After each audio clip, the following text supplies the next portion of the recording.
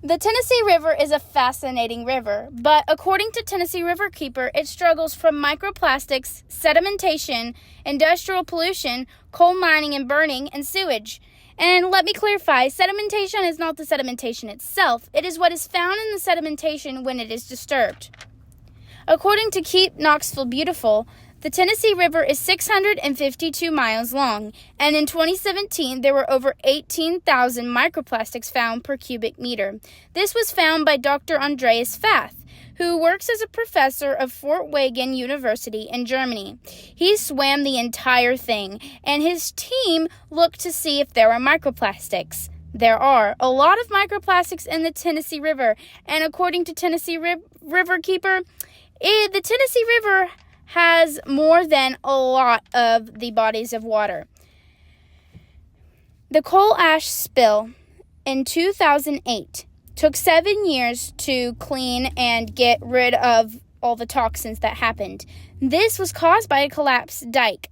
Of 2022, most of the microplastics were due to plastic bags. And this was because of the polyethylene that was used to make the plastic bags. And it was also because everybody littered the plastic bags.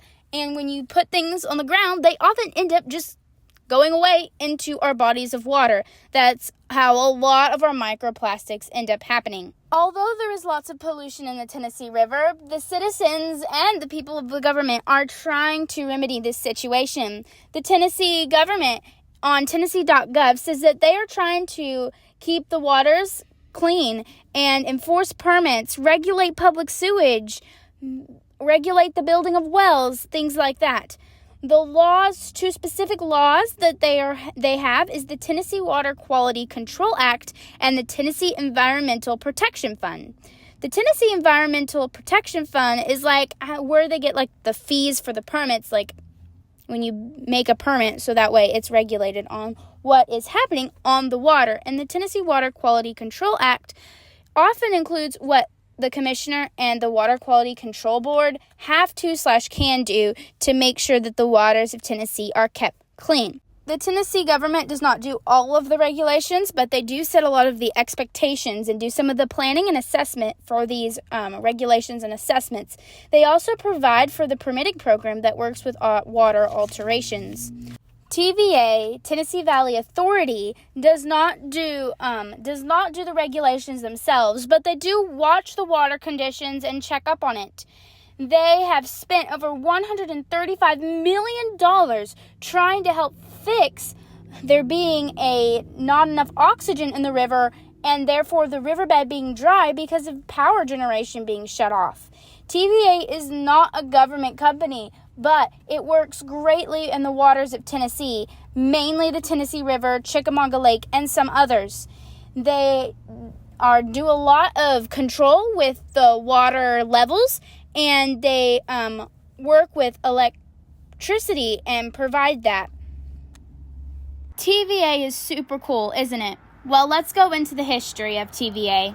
TVA was created in 1933 by President Roosevelt, who was working towards the recovery from the Great Depression.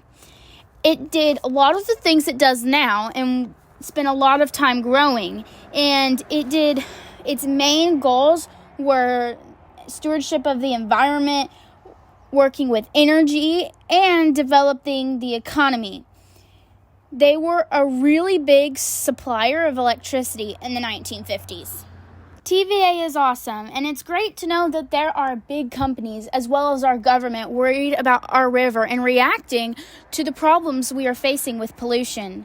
But what about private citizens? What are they doing?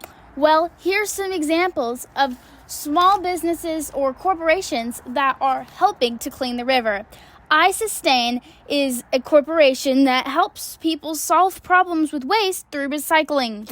They held a 2024 Keep the Tennessee River Beautiful cleanup. Basically, a bunch of volunteers helped to clean the shorelines of the Tennessee River. That is awesome. Tennessee River Rescue also helps get trash out of the river basin using many volunteers.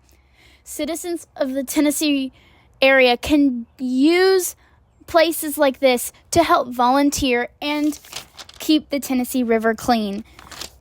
Microplastics that are already in the river can't be taken out again, but they can be kept from getting into the river. Us as citizens need to react to the pollution that we are facing in order to find results.